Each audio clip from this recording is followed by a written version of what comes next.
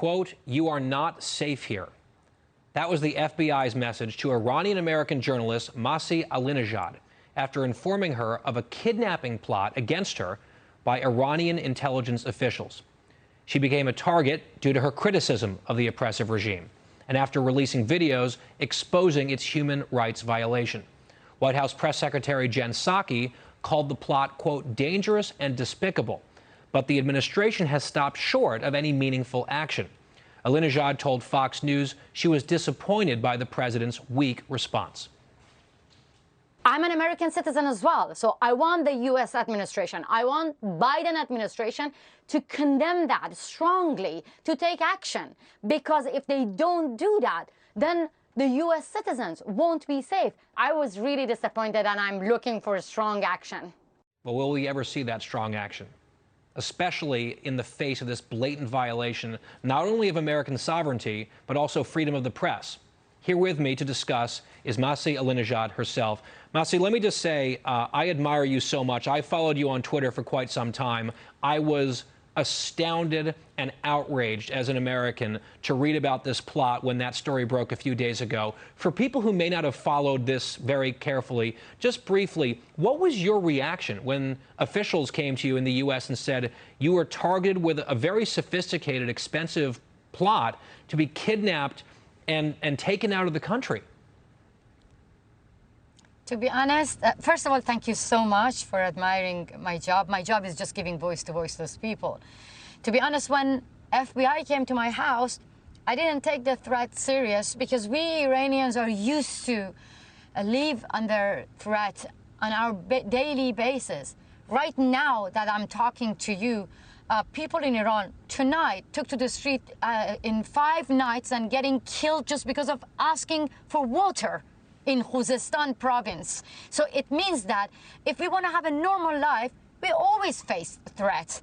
And for me, I told FBI that I don't want to just live in fear, but they showed me a lot of photos of myself, like in my private life. It means that the intelligence service hired someone and filming my movement, checking where I go and who I meet.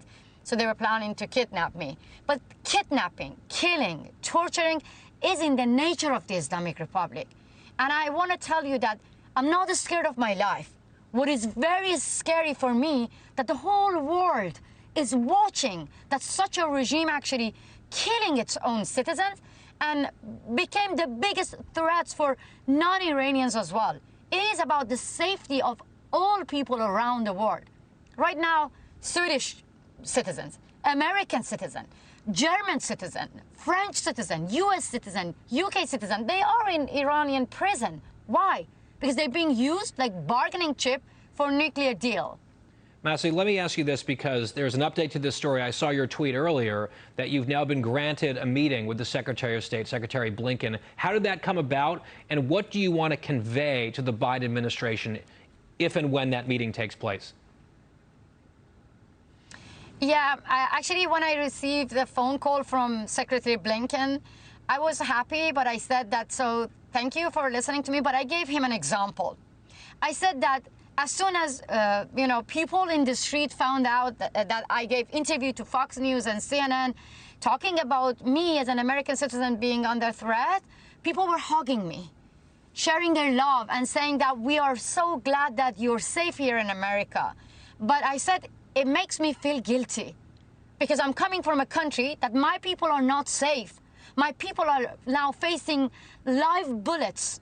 I said that to Secretary Blinken. Right now that I'm talking to you, I've heard 2 or 3 people, I don't know, because they shut down the internet in Khuzestan, got shot in the head and shot in the chest just because of asking water. While the government killing people, so you're trying to negotiate with such a regime? And I said that you have to recognize the voice of the people who are actually saying no to the whole regime, because I know that Washington is full of Iranians who have a strong link with Rouhani, President Rouhani, and Javad Zarif. But many mothers within the society who lost their beloved one in Iran protests, trying to say no to Islamic Republic. We're up on a break, but I just want to say thank you, stay strong.